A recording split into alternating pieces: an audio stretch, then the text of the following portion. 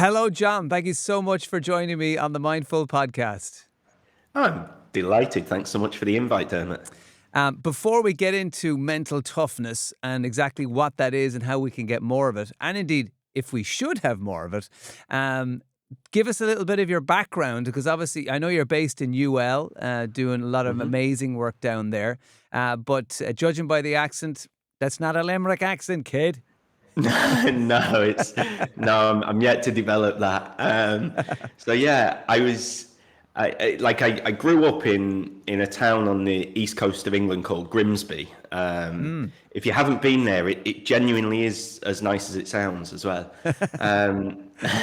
But prior to that, I was born in Wales and I moved when I was about 6 or so. So I lost the accent, but anytime since moving to Ireland, I've been in Ireland for sort of coming up to 7 years now, and I always have to get the Welsh bit in there because I remember, like, my wife's from Clontibret in Monaghan, right on the border.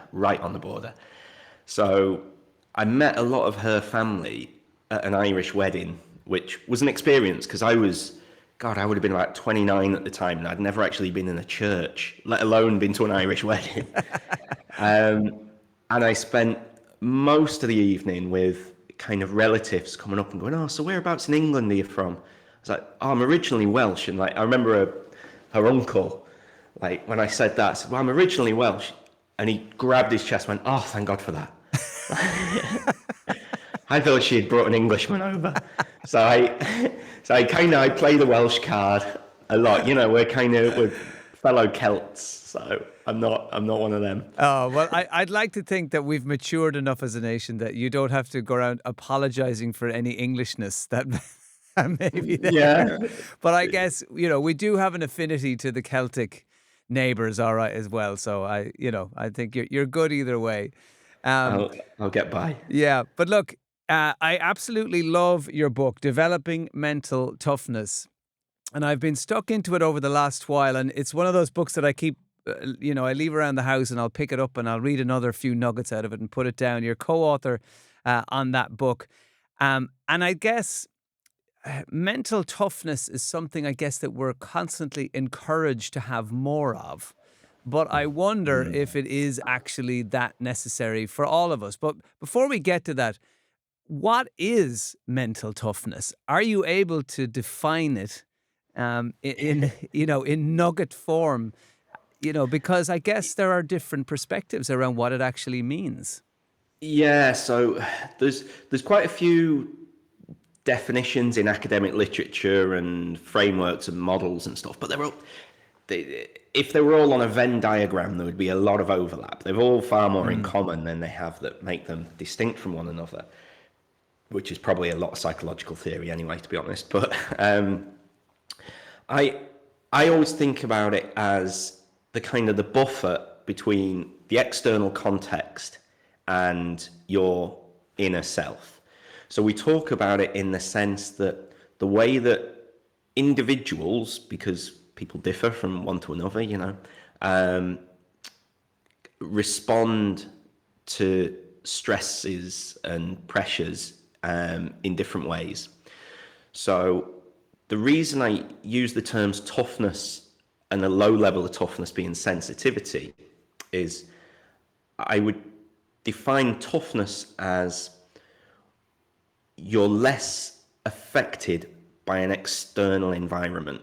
And I define sensitivity as you are more affected by an external environment. Now, if you're going to be able to execute difficult skills in really challenging settings, there is therefore a mental toughness advantage. But sometimes it's good to be influenced by the external environment as well, because we don't want to just be, robotic.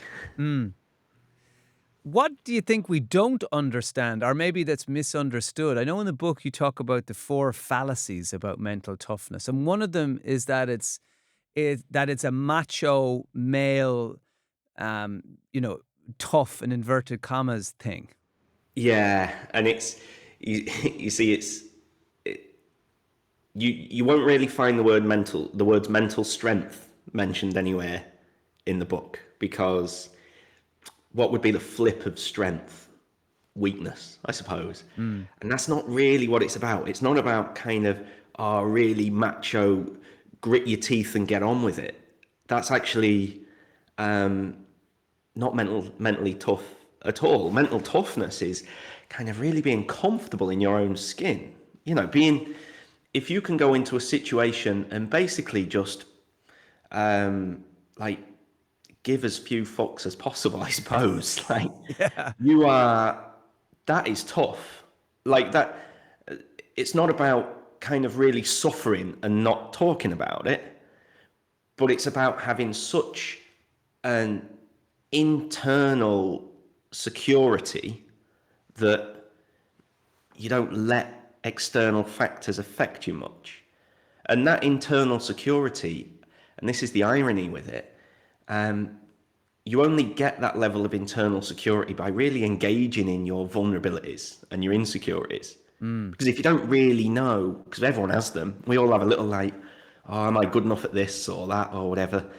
If you just try and block that out and go, oh no, don't think about that, that'd be weak. Like, in a high stress situation, that little gremlin will get you. Whereas if you go, oh, I know why I think that. I understand where that comes from. I know what past experiences or just who I am, the way I am. I know why that's popping up here. It's kind of easier to box off and not get affected by it. So that's the kind of the paradox, in the sense that I do a lot of work with, so I sort of trained in sports psychology. So I do work with sort of players and athletes where, to develop their mental toughness, we do a lot of work around their vulnerabilities and sensitivities, because kind of the better you understand them, the easier they are to kind of not ruminate on. Yeah. And that's what toughness is, really. Another fallacy that you point out in the book is that we are all supposed to be mentally tough, that the world is meant to be full of mentally tough people, and anyone who isn't is getting life wrong. This is not the case. That is not the case. I'm delighted to say that is not the case. So yeah, I trained in sports psychology. I always had this like admiration for sports people because I wanted to be one, but I didn't have the talent, so I had to make do with a career in academia and stuff. But I always thought they were special people, and I spent time with elite athletes and people at the top of business or government ministries, and you know what? They're pretty normal. You get a distribution. You get some people that are really mentally tough, a lot of people in the middle, and some people that are pretty sensitive. And despite being pretty sensitive, they're still able to succeed. And this is where I don't know if anyone from the publishers will be listening to this, but I wanted to change the title. I didn't want to call it Developing Mental Toughness. I wanted to call it Understanding Mental Toughness, because I think that's the important thing. But they said, no, it'll sell more. And I said, well, if it sells more, fine. So when I get more royalties, I'll do that then. Yeah. You became very mentally sensitive in that moment. Yeah. I thought of what the royalty check might be and said, sure, I'll call it whatever you want. But there is, like, if you're, whatever kind of level of toughness you are, and most people that, like, we measure it on this sort of normative scale, 8 factors measured on a norm scale of 1 to 10. So there's over 40,000 different potential sort of profiles, if you like. Not many people are wholly mentally tough or wholly mentally sensitive. We're normally, you have some areas where, oh yeah, you're really tough in that sense, but then you have some sensitivities, and that's the case with most people. And I would always argue that it's great to develop mental toughness over time and through experience, not in a cheesy kind of, oh sure, just write down 3 positive things before you go to bed and then you'll be tough in a week, you know. But the more understanding you have of your toughness, you also understand your sensitivities, which means I can have sensitivities, but I might need a strategy for where I have that sensitivity. So Give us an if, example, say, in somebody's life where this might come into play. yeah, so let's say, um, so for example, I see this one quite common in sport where someone has a really high sense of achievement orientation. It's part of commitment. It's the extent to which you will keep going and go and go and go and work and work and work to achieve your outcome. But that will be twinned with fairly low confidence in abilities, right? And that comes about often because that person probably has some maladaptive perfectionist tendencies, which means the thing that's really driving their hard work is the feeling that they're never really good enough. So I have to keep going, and I have to be better, and I have to be better, and I have to be better. And I would be saying it's it's not necessarily that you just have to be kind of a really high level of X, Y, and Z. It's understanding your profile where your drive to be better all the time has brought about some positive things for you in the short term. But if that's being driven by a lack of belief in your own abilities, then I would worry about that person's potential for burnout, for example. So I wouldn't necessarily be thinking, I need you to score really high in everything. I need you to recognize where, right, I'm going to go do this extra training session. I'm going to work harder tonight. I'm going to do whatever it is. And just pause and ask yourself, what's driving that? Is the thing that's driving that because that's the sensible thing to do and that's what my mentor or coach or whatever has suggested? Or is it just this sense of, I don't believe I'm good enough, so my coping strategy is to do more? Because we see that all the time. I see it in sport, I see it in business. I'll do more, do more, do more, Well, I as guess if that's gonna. it's an avoidance system, isn't it? How a lot of us find ourselves trapped in overwhelm and a busyness, filling our schedule to the point of, bursting. A lot of Yeah, it is because we're avoiding having to deal with some things or maybe some personal questions or, maybe the big ones like, what do I want? And, do I enjoy what yeah, I'm doing? Sometimes it's easier to just fill our schedule and our minds with stuff and then we don't have to think about it. that's exactly it, and that's so. That would be an example of behaviors that we would see more commonly if you're particularly sensitive to stress and your relationship with stress is maybe one of, oh, I don't really like that and I want it to go away. So a Mm. common example might be, say you write down a to-do list of, oh, I need to get these things done, and you write 15 things down there.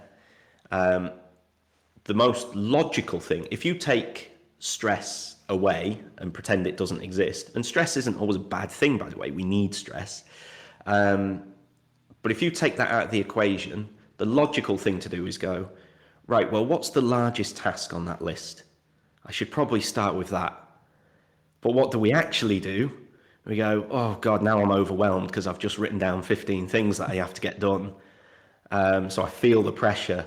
So I start picking the piss easy things off there that actually make the least difference, but they just keep me busy. Because if I'm busy, I feel like I'm doing something. I can pretend to myself that I've, I've done well today. I've ticked 10 things off. Whereas actually, I maybe could have just done the one bigger thing on there, and it might have been more productive. Yeah. Is that where the eat the frog approach comes into it? Am I I right think, in thinking that? yeah, and so we've a ton of those kind of things towards the back end of the book. Um, yeah, essentially when you want to kind of jot down a list of things you need to do and tasks and stuff, thinking about it strategically, making your choices of how you're going to spend your time in I suppose, a way that's driven by the maximum return on your effort rather than what's going to satisfy my emotion. So if I can go on a little bit of a tangent here, but the earliest kind of stress theories or physiological arousal theories, there was a fella called Clark Hull, 1943, came up with this like what he called drive theory. Tested rats, because that's what psychologists did in the 40s. Like, Yeah. you weren't a psychologist if you didn't have a load of rats in a lab. And he had this mad mathematical formula, stressing rats out, seeing what they did, and it was all on the basis that the goal for any organism is to return to a point of homeostasis, which means kind of a stressor arrives, you have a boost of cortisol and adrenaline, and the goal is to get rid of it. And then when you try and apply it to humans, it doesn't work, because we don't want to have an absence of stress. If we didn't want an absence of stress, or if we did, sorry, you wouldn't have sport and performing art and people going out of their way to put themselves in stressful situations. I love playing golf, and I go and I'll play, and you see people playing, and you think, do you even like this? Like, because you look like you're having a horrible time. And they get so wound up and they get so annoyed, and then next weekend they're back out as well. So our goal isn't to just eliminate stress. It's to have a stress that we kind of choose and we have a positive relationship with. And then we get a sense of engagement and achievement and meaning through that. I love what you were saying about athletes in particular not all being mentally tough. I think that was one of the things that came out when Keith Earls wrote his book about how much of his professional career at the pinnacle of world sport was spent in a state of high stress and self-doubt. And I think for most people who are like, what? Because we assume once you pull on that jersey that you are mentally tough. You think they're bulletproof. Or that the reason they got to pull on that jersey is because they're essentially made of different stuff than the rest of us. Yeah. And I think the reason his book and the way he talks about it is so important, because it just opens our eyes and goes, do you know what? As you say, it's just a natural spread that you would find if you went around and surveyed people in a shopping center. They just happen to be all particularly good at this thing, but it doesn't mean that they're mentally tough to go with it. Yeah, it's like in the same way that most sports people will have some parts of their game that they're great at and some parts they're not good at. So from a technical point of view, Lionel Messi has a terrible right foot. He can't really head a ball. He can't tackle. He's not particularly quick or strong, and he's the best player of his generation. Mentally, it's kind of the same as well. Like everyone has things that they're really good at and things that they probably just have to put a bit more effort into. It takes more out of you. So if I'll give an example from sort of common personality theory, because everyone understands like the difference between introversion and extroversion, right? So they're sort of opposites of one another. If you're an introvert, you can still give an amazing presentation. Like you would have seen so many stand-ups, Dermot. Like, I'm sure there's some introverted stand-up comedians, yet how can you go and do a job like that if you're an introvert? And it's called a performance for a reason, right? Because you go and perform a certain way. You might behave like an extrovert would for a while. The only difference is it's not that you would be worse at it. It would probably take a bit more out of you, energy-wise. So, for example, my former PhD supervisor, who's also a co-author on the book, Peter Clough, he would be quite introverted. I'd be quite extroverted. We've given presentations before in front of large crowds, and when we finish, he kind of has to take a bit of a rest, take it easy, whereas I have more energy than I went in with.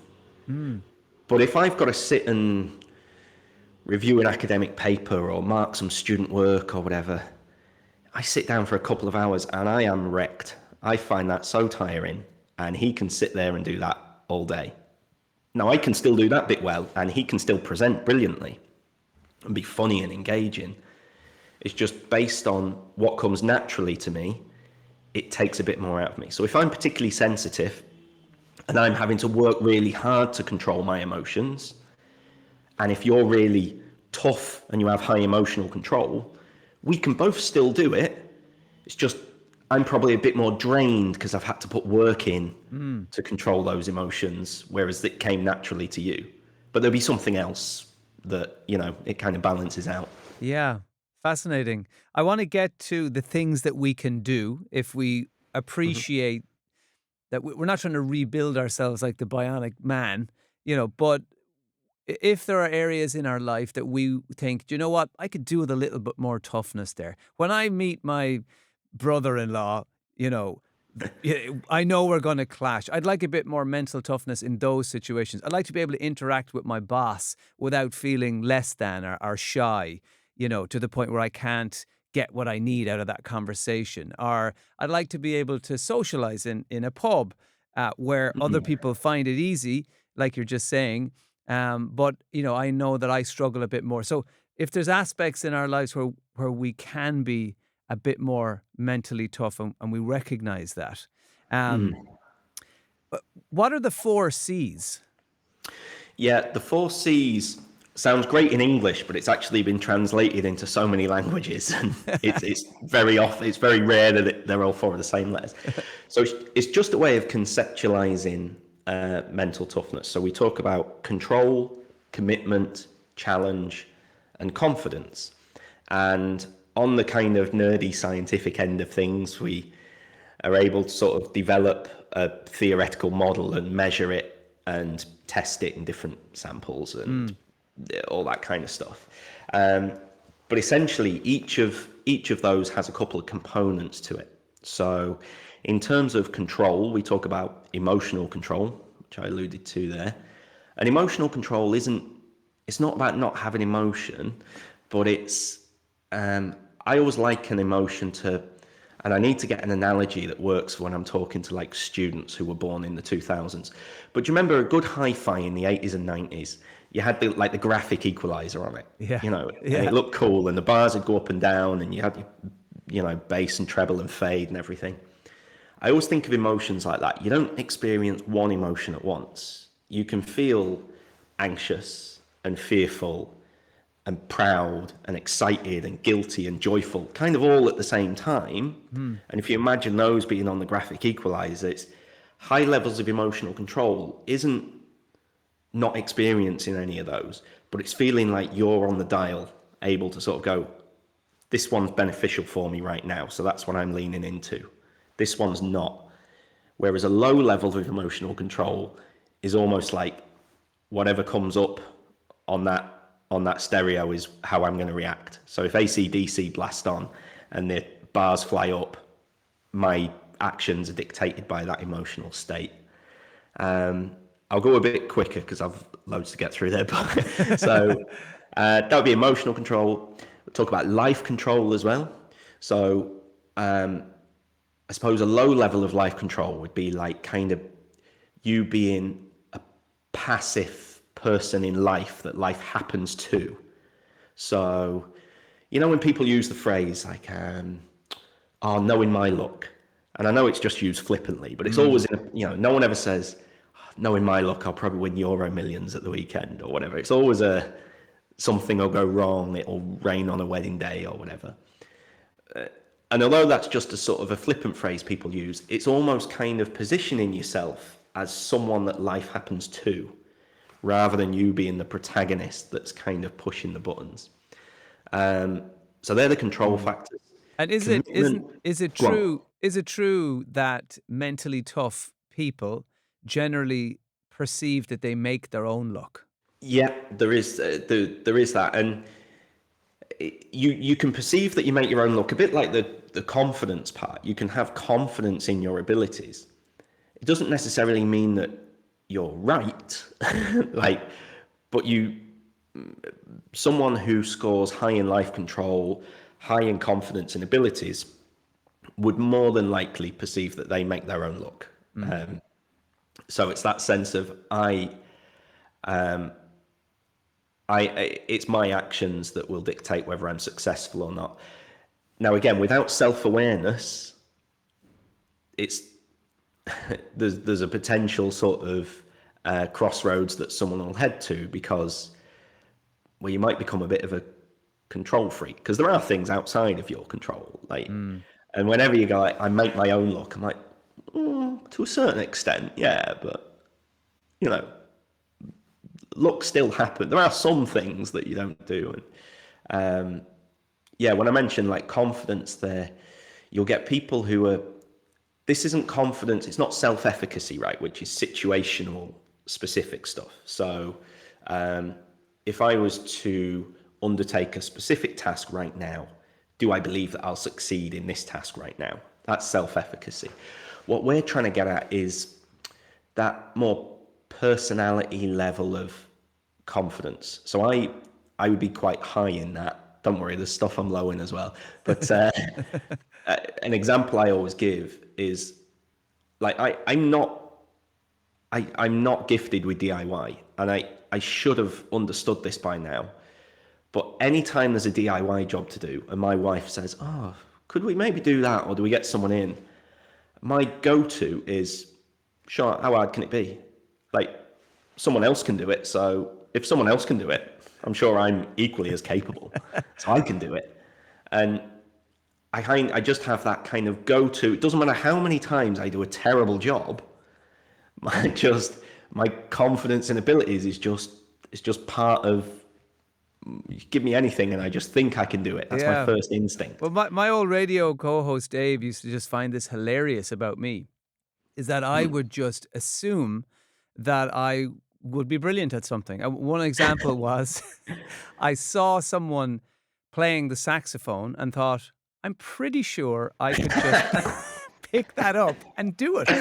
Like, I felt like, of course I could just be really good at the saxophone, really simply, like completely being blind to all the obvious realities of the person I'm seeing has probably trained at it for 15 years to get to that place. But I do it with so many things, and I don't know where it comes from. I guess it's this sort of, I don't know. It doesn't seem to be coming from a bolshy, narcissistic place. It's just like, that's the way my reality is skewed. And I go, well, of course I could do that. And this is why I end up kind of over, like, signing up for things that I haven't possibly thought through, or, taking on too many things, because it's also attached to kind of time blindness as well, in terms of how long it takes to actually do things. Massively. Like, it's just kind of hardwired into you. And you're right, it's not like it's not an egotistical, narcissistic thing. And you can actually nail it down to, if you happen to be born with a relatively high amount of grey matter in one part of a lobe, you'll probably just be like that. Like, and we know from twin studies, all the stuff in the mental toughness model, 50 to 60% of it is probably genetic. That's what I was going to ask you. Are we born, some of us born with naturally more mental toughness and an ability to withstand stresses and outside events more than others? Yeah, and it's not kind of set in stone. Like, it'll develop. There's as you experience things and as you understand and make meaning of those experiences and see how you have the capacity to influence them, or stuff's happening to you, or I'm a good person or terrible person, and so on. It can go up and down over a lifetime, normally goes up over a lifetime. But our starting points are not equal. And if you're in the lower percentiles for confidence and abilities when you're born, you'll probably still be lower to middle by the time you're much older. We can't go away and just kind of do a couple of things and change how we are. It's influenced by endocrinology, kind of hormones and neurotransmitter effects. It's influenced by brain structures. So there's an element of that. And this is why I wanted to call the book Understanding Mental Toughness. And I know people always want, oh, but I'd much rather just have a simple, correct answer. You know, just do this and it's a magic wand and you'll be so much different. But in your case there, like with the saxophone, it's not a bad thing, really, that you just think you can do these things that anyone looking will think, not a chance, Dermot. It's the self-awareness that you have that when you think, you know, you could watch the Olympics and see someone, high jump record is 8 meters 46, by the way, which is the equivalent of jumping over a football crossbar, which is just crazy. Like, and someone, like I do it a little bit with the diving, you know, which is stupid. I've never done diving, but like, you know, I've watched it for 20 minutes now, so I think I'm an expert. But it's without self-awareness, I could go climb to the top of that 10-meter board and go, right, so what did the gold medalist do? A triple twist with pike going backwards, and I'd kill myself. With self-awareness, I'll go, I can do that, and then go, hang on, I'm doing that thing again, aren't I? And this is me being stupidly, like, overly confident about what I can do with absolutely no evidence of my skill. Yes. Well, a saxophone will also teach you that humility as you pick it up, and clearly you can't play it to any level of. I was convinced I could learn. I was never saying to Dave, I can learn the sax solo from Baker Street in 2 weeks. And he was like, you're an idiot. You know, it takes long enough just to get a sound out of it, you know, and plus when your entire family are walking around with their hands over their ears because they're so much louder than we think they are. You know, it's very hard to actually develop any skill because I'm not allowed to play it. Anyone with a linear brain of, you know, train of thought will be annoyed that we didn't get to the 4 C's. So I just want to wrap them up before we get to the final bit. So what are the other C's that you use as these markers? So I covered the control ones. For confidence, we mentioned confidence in abilities, but we also find there's interpersonal confidence can be a big determinant, particularly success in things like academia and stuff, which is essentially talking a good game, you know, being a good bullshitter. Now, interestingly, the relationship isn't that strong between confidence in abilities and interpersonal confidence.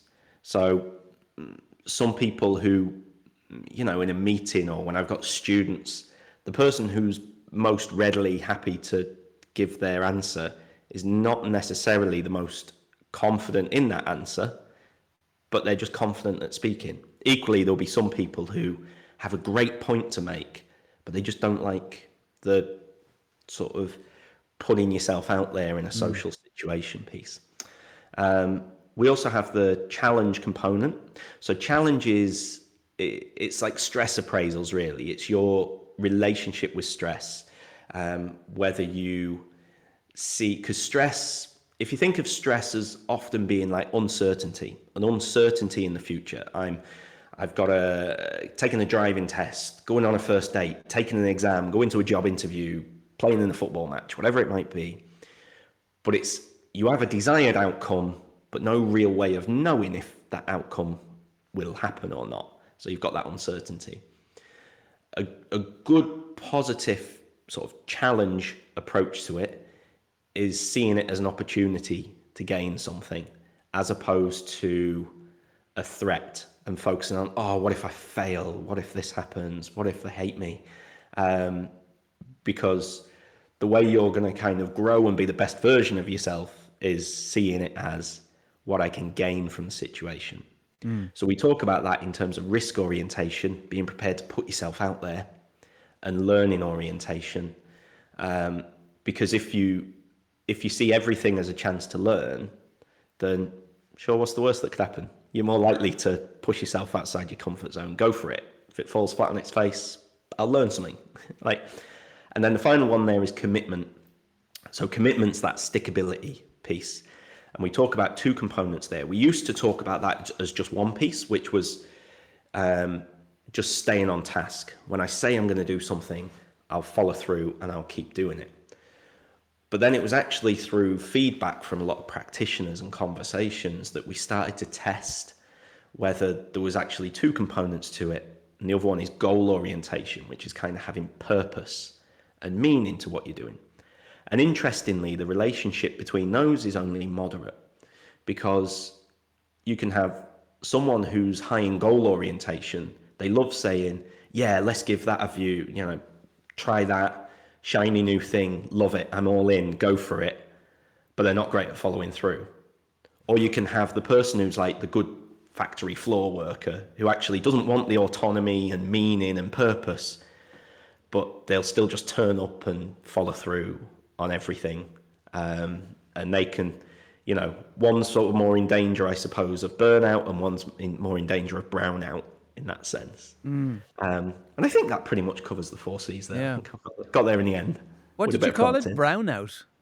Yeah, brownout. So kind of seeing the opposite of burnout, really. So we think about burnout kind of being overwhelmed, having too much on, constantly having heightened levels of stress.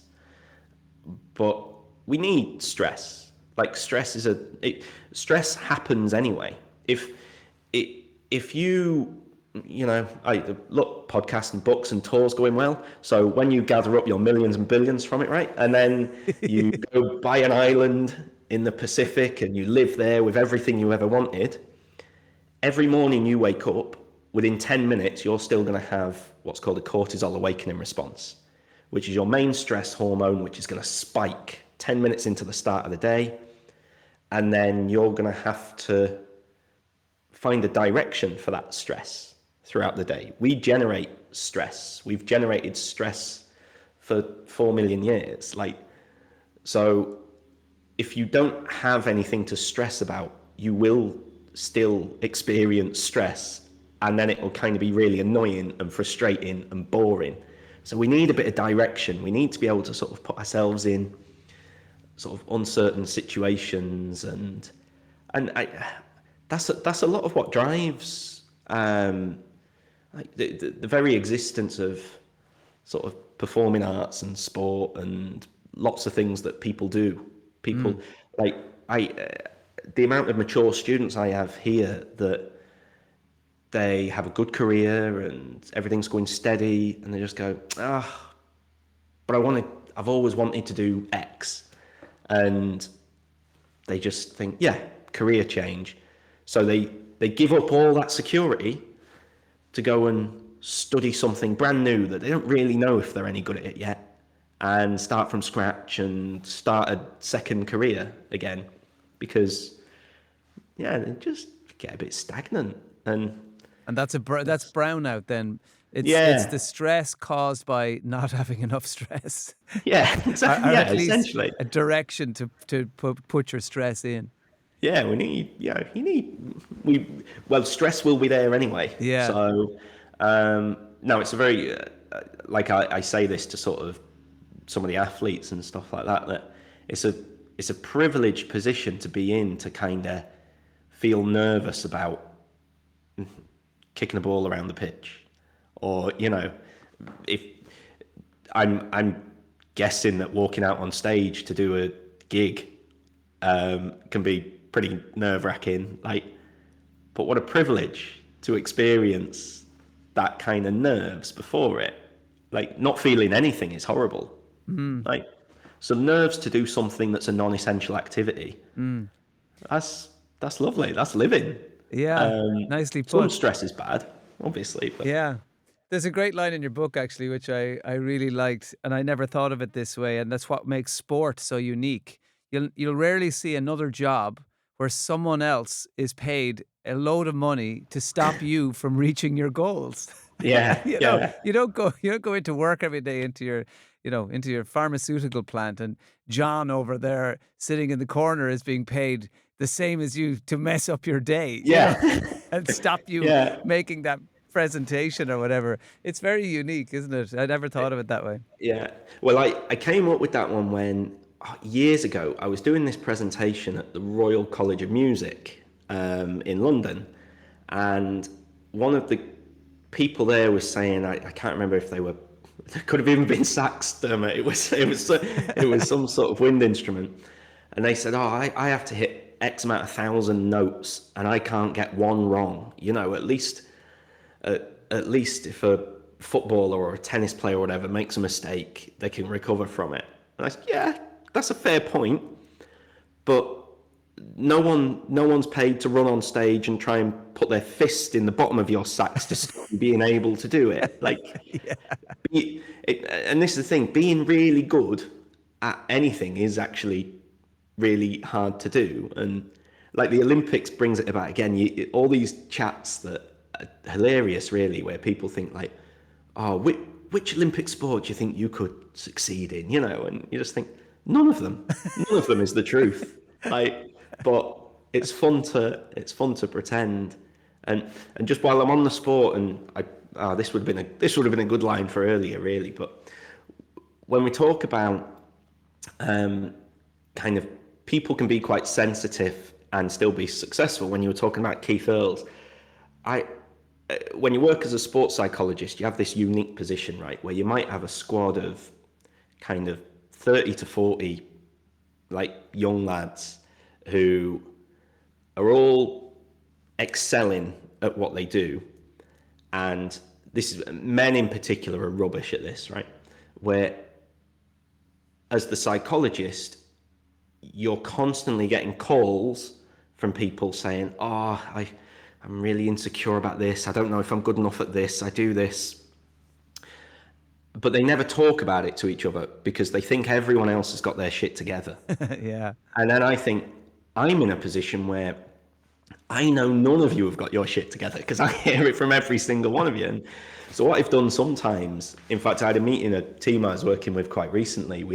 We started a meeting at 7 p.m, just everyone in the room in a circle, and you go like, right, so what have you learnt about yourself? And we didn't finish until well after midnight, and tears galore. And like, I was like, can you now see that, like, the fact that you worry, am I good enough at this? Or, why can't I do X, Y, and Z? Can you not see that is normal? That is what everyone else here thinks. Yeah. And it's the biggest kind of challenge, I think, especially in like elite performance situations, is we just think everyone else is like, they've got it all together and they're brilliant. And anyone who's sort of worked on the other side can see, no, none of them have. Yeah. Well, like I say, you could transplant that into any work scenario, any office, any academic scenario. We all assume everyone else has their shit together. And if only we understood that we don't, maybe we'd have more empathy for ourselves and everybody else. Before you go, I want you to, I know there's no quick fix solution, but you do point to a few things in the book that maybe, as I said, if there's some aspect of your life that you'd like a little bit more mental toughness, you'd like to be less sensitive in those scenarios, what are the things we can do? One of them you mentioned is self-talk. Yeah. So self-talk is, it's simple, but not easy, and this is not the same as thoughts.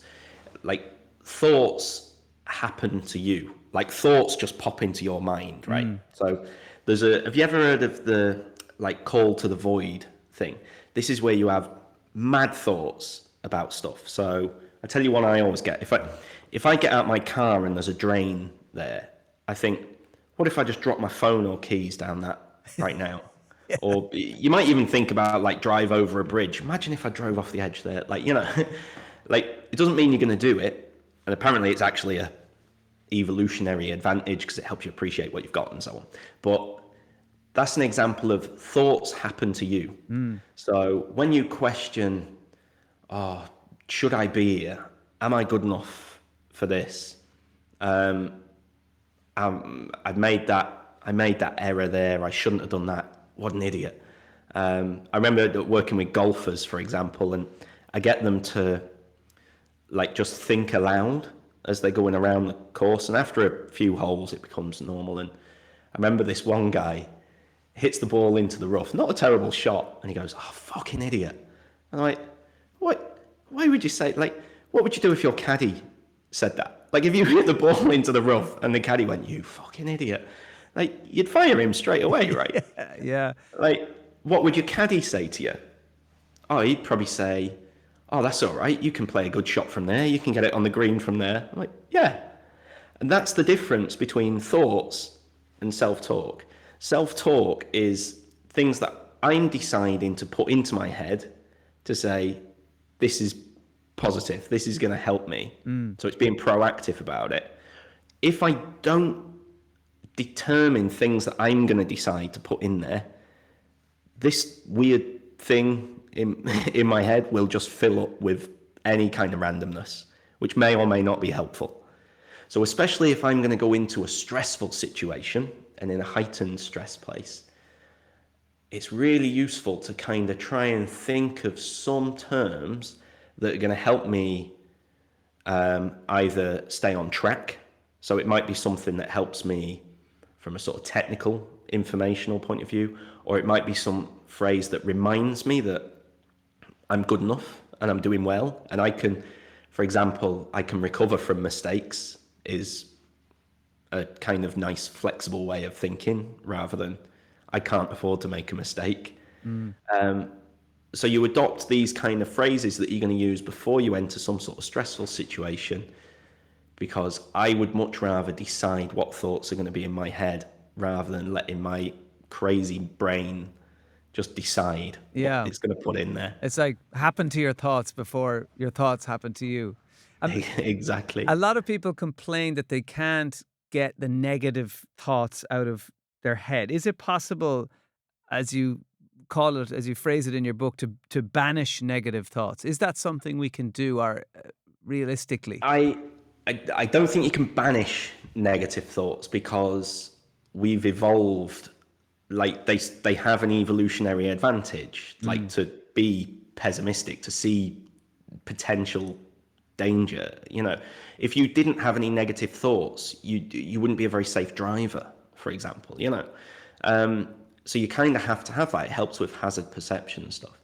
But we can learn through either refocusing, grounding, breathing, self-talk, to recognize, oh, that's a thought that's not particularly useful. What thought is useful? What emotions am I feeling? Okay, which ones of those are good to lean into right now, and which ones are going to be harmful? And essentially, it just comes down to sort of taking that pause and being able to sort of reflect on, well, how am I right now? What thoughts are in my head? Which ones of those are just these sort of automatic negative thoughts? There's a good sports psychologist called Dan Abrahams who calls them ants, you know, automatic negative thoughts. And why are they happening? And this is why I think it's really useful to talk about vulnerabilities and insecurities, because if I think, oh, I know why that's happening, it's because I've always questioned that, because I had some bad experiences when I was a kid, that when people laughed at me and stuff. And so that's why that's there. It's not because it's actually going to predict something right now. It's just in my head because of how I understood these situations all these years ago. Once you understand it, it's far easier to then kind of, say, banish it. It'll come back in, but you can sort of not give it the oxygen and think, actually, where's more useful for my oxygen to go? And then that's more into sort of the positive self-talk stuff. I guess this is where mindfulness and meditation will come in. I presume it's a tool that you share with your athletes when you're working with them, and anyone else who you're instructing. Is the whole point of that to allow that pause, that gap, cultivate that self-awareness so that we don't just assume we know how things are going to unfold for us? Yeah, and especially because especially if in sport, obviously there's the physical nature which speeds everything up as well. It means that adrenaline and that cortisol kind of moves that little bit quicker because your heart's pumping at 180 beats per minute or whatever. So kind of just being able to slow down, recognize what is my current state. I'll train people in understanding what their best mindset looks like, what their worst kind of unhelpful mindsets that they find themselves falling into looks like. And then that mindfulness piece is kind of the bridge between them, because you can't just go like, oh, I'm doing shit today, I'm not getting things right, I'm not really good enough for this, I'm going to be found out, and go, oh, I'll just tell myself I'm great and expect that to work with any sort of authenticity. So there kind of has to be a process there of thinking, if I want those thoughts to kind of not linger and I want to zone into them, the first thing I need to do is be aware of the here and now, and what I am thinking, how I am feeling, what's going to be most useful to me right now. You know, should I lean into this thought or that thought? And essentially, that's where mindfulness can happen, and it can happen pretty quickly as well in sport. It's amazing how, now it takes practice, obviously, like any skill. You can't just kind of go, oh, sure, someone told me how to do it, or I read a book, I now have that skill. you practice the skill and you get better at it. But you see through practice how much better athletes can get at kind of bringing a lot of those critical systems down, just reducing the heart rate, reducing the blood pressure, reducing the tension. And I've worked with some like archery people and some pistol shooters in the past as well, a long time ago. And I learned a lot about it then, because like they fire in between heartbeats, because they have to be that accurate that the pulse going to the finger is sufficient to kind of move them off the target they want to hit. They're talking tiny degrees. Wow. So they have to get so good at, especially when you screw up, when you get one wrong, you've then got a certain amount of time before you take your next shot, and there's a clock ticking down, and the pressure of the situation, plus dealing with something that you've just gone wrong, at just kind of letting it all go, just being aware of my breath. Don't try and sort of dramatically slow it down, but just be aware of it. Feel the ground, feel present, feel what I can feel. And you see their heart rate can drop, and then they're just aware of the rhythm again, and they can go in between for the next one. And they're incredible when you see them, like, because again, that's another one you can watch on TV and think, sure, how hard can it be? Like, but can they play the saxophone at the same time? John, it's been an absolute pleasure. I could talk to you all day about this. The book is Developing Mental Toughness. Best of luck with everything down in my home county of Limerick. Real pleasure to talk to you. And thanks so much for joining me on the Mindful podcast. You too, Dermot. Cheers.